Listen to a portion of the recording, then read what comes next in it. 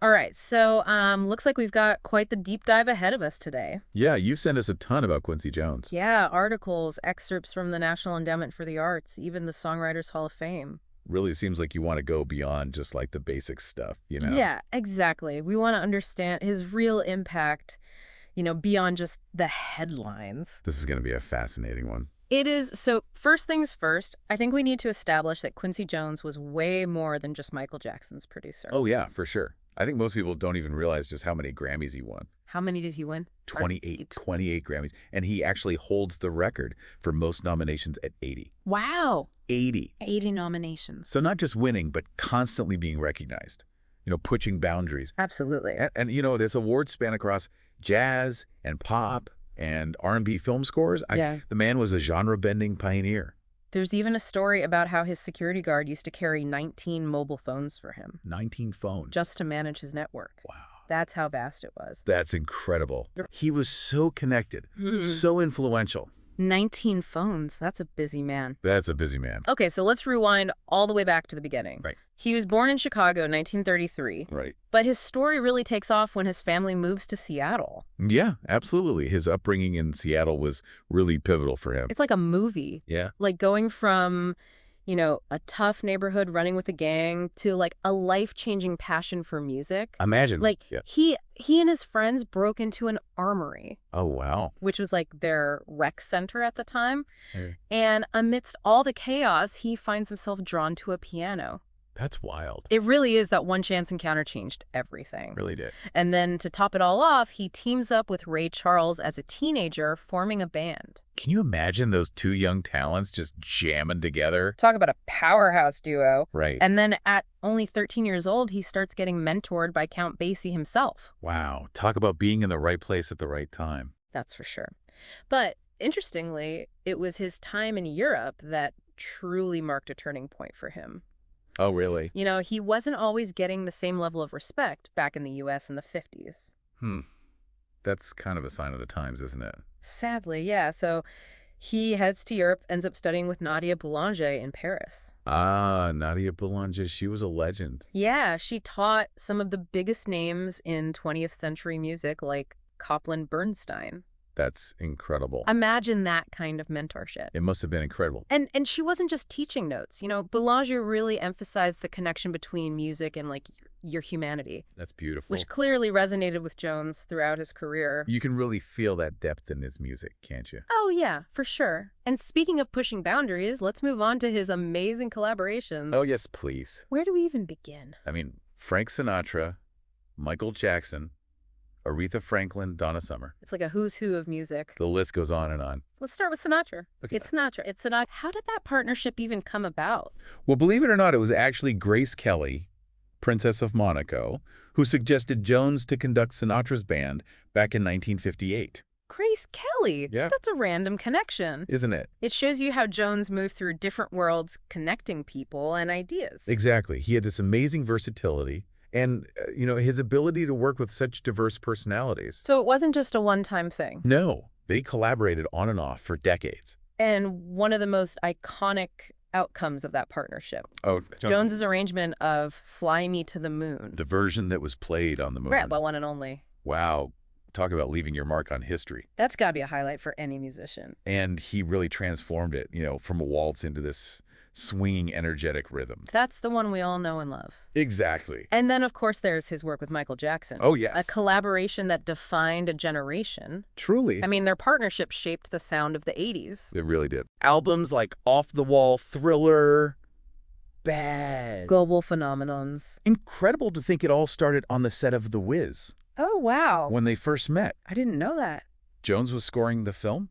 Jackson was starring in it. From a chance encounter on a film set to one of the most influential musical partnerships of all time. It's amazing how these things happen. It really is, and beyond those individual collaborations, Jones did something truly extraordinary with We Are the World. Yeah, bringing together 45 superstars. 45 superstars. To record a song for famine relief. Talk about using your influence for good. It captured the world's attention, raised millions of dollars for a worthy cause. It really demonstrated his leadership and the unifying power of music. Yeah, proving that it can be a force for positive change. Absolutely. And let's not forget his contributions to film and television. Oh, yes, of course, he scored over 50 films. 50 films! Classics like In the Heat of the Night, The Italian Job, Oh, wow. and even The Color Purple, where he went beyond scoring and co-produced the film with Steven Spielberg. Co-producing The Color Purple with Spielberg, that's huge. It is. And let's not forget that film launched the careers of Oprah Winfrey and Whoopi Goldberg. Talk about a lasting legacy. It really is. So his reach extended far beyond music,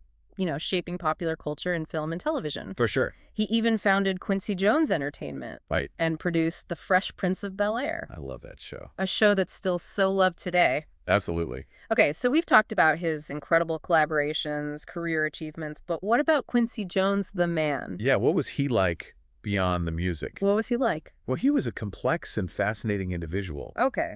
Very outspoken, sometimes controversial. He didn't shy away from expressing his opinions, even calling Elvis racist. Really? And the Beatles, the worst musicians in the world. Those are bold statements. They are. And yet everyone still sought his approval. It's kind of paradoxical, isn't it? Yeah, but it speaks volumes about his impact on the industry. He wasn't afraid to ruffle feathers, but his musical judgment held immense weight. It really did. And speaking of interesting connections, Yeah. did you know he shared a birthday with Michael Caine? No way. March 14th, 1933. What a coincidence. And Caine actually starred in The Italian Job, a film that Jones scored. It's like their lives were subtly intertwined. It's amazing how life works sometimes, isn't it? It really is. It really is. We've covered so much ground already. But it feels like we're just scratching the surface. It does, doesn't it? It's almost like his life mirrors the evolution of American music itself. I was just thinking that he wasn't just present for all those key moments, from the golden age of jazz to the birth of rock and roll, soul, funk, disco. Even hip-hop. He was actively shaping those sounds, influencing the trends. He was never afraid to blend genres, experiment, constantly pushing the boundaries of what popular music could be. A true innovator. A true master at bringing together these different musical traditions, creating something fresh, something exciting. And he did it all with this incredible skill and artistry. Right. He wasn't just a producer, he was a virtuoso musician, a brilliant arranger, a true visionary. A visionary. And he had this incredible knack for connecting with audiences. Across generations and cultures. And his music just has this universal appeal. It speaks to something deep within us. Powerful stuff. It really is, and his influence continues to be felt today. Oh, absolutely. His music is timeless. Timeless. And his legacy will continue to inspire generations of musicians to come. For sure. You mentioned earlier that Quincy Jones almost embodies post-World War II American popular music. It's true. That's a big statement. It is. Can you elaborate on that a bit more? Well, just think about it. His career spanned over 7 decades. 7 decades. A period where American music underwent these massive shifts. Yeah. From big band jazz to bebop to rock and roll, soul funk, disco. And even hip-hop. Exactly. And Jones was there for all of it. And he didn't just witness those changes? No, he was a driving force behind so many of them. Yeah. He wasn't afraid to break down those genre barriers, experiment with new sounds, really redefine what popular music could be. He was this master of fusion. Bringing together these diverse musical elements to create something completely new and exciting. Exactly. And he did it with such an incredible level of artistry. Whether it was arranging, composing, producing, Everything he touched. he brought a level of sophistication and innovation. That set him apart from everybody else. Certainly did. And on top of that, he had this uncanny ability to connect with audiences on such a deep emotional level. That's what makes it so powerful. Right. His music just taps into our shared humanity. That's why it resonates with people from all walks of life. And it's amazing to think about the sheer volume of work he produced. So much. We've talked about the big hits. The big collaboration. But his discography is vast. They're so vast. There are bound to be hidden gems in there that a lot of people haven't even heard. Oh, absolutely. I mean, his film scores alone are a treasure trove of incredible music. And his early jazz recordings are essential listening. Oh, for sure, if you want to understand his roots. There's so much to explore beyond the surface level. It's like embarking on this musical adventure. It really is. And for anyone listening, I encourage you to dive deep into Quincy Jones's catalog and discover the full breadth of his genius. You will not be disappointed. Okay, so we've talked about his life, his legacy, his music, but there's one more aspect I want to touch on. What's that? His impact as a mentor. Oh, that's a crucial part of his story. It really is. He was known for nurturing and supporting countless young artists, truly believing in paying it forward. And he had this remarkable talent for spotting raw talent. He did. He helped launch the careers of so many successful musicians, actors, producers. Like Oprah Winfrey, Whoopi Goldberg. Will Smith. He saw something special in them He did. and gave them the platform and the guidance they needed to flourish. His mentorship extended far beyond the music industry. It really did. He was a mentor to anyone who crossed his path, anyone who showed promise. He was always willing to share his wisdom and his experience. He was a true teacher. In the broadest sense. And that kind of impact, that ripple effect, Immeasurable. his influence will continue to be felt through the countless lives he touched. It's a remarkable legacy. It really is. So as we reflect on this deep dive into the world of Quincy Jones, what's the biggest takeaway for you? What does his story tell us about the power of music? You know, I think it shows us that music can transcend boundaries, Bring people together. inspire us, challenge us, even change the world. I love that. And I think Jones's life is a testament to the importance of pursuing your passion, Being fearless in your creativity. never giving up on your dreams. He truly lived a life worth celebrating. He did. Beautifully said. So as we wrap up this part of our deep dive, I'm curious what stood out to you the most about Quincy Jones. What surprised me or resonated most deeply? Oh, that's a tough question. It really is. Thinking about all the different facets of his career, it makes me wonder if you could pick just one Quincy Jones project to experience for the first time, what would it be and why? Oh man, just one that's so hard. I know. Would it be the electrifying jazz fusion of Walking in Space, the groundbreaking pop perfection of Thriller, or maybe his soulful collaboration with Ray Charles on the soundtrack for In the Heat of the Night?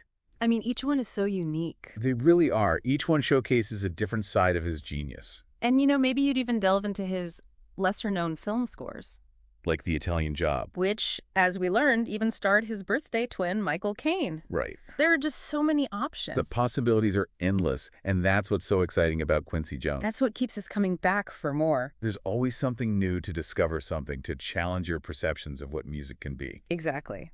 So as we wrap up this deep dive, I want to leave you with this thought. Okay. Don't just take our word for it. Yeah. Go explore Quincy Jones's incredible catalog yourself. Please do. You might start with a familiar hit, but then venture out, get curious, and see where it leads you. You might stumble upon a hidden gem, a song, or a score that speaks to you in a way you never expected. And that's the beauty of music. It really is. It's a personal journey, and Quincy Jones gives you a whole universe to explore. He does. He was more than just a musician or a producer. So much more. He was a cultural force, a visionary who brought people together, broke down barriers, and created a legacy that continues to inspire. And as you listen to his music, remember this. Okay. Quincy Jones's story reminds us that one person can make a difference, that passion and creativity can change the world. Powerful stuff. So what will your contribution be? What music will you create? What connections will you forge? What impact will you make on the world? What a great question. Thanks for joining us on this deep dive. It's been a pleasure. Keep exploring, keep learning, and keep the music playing.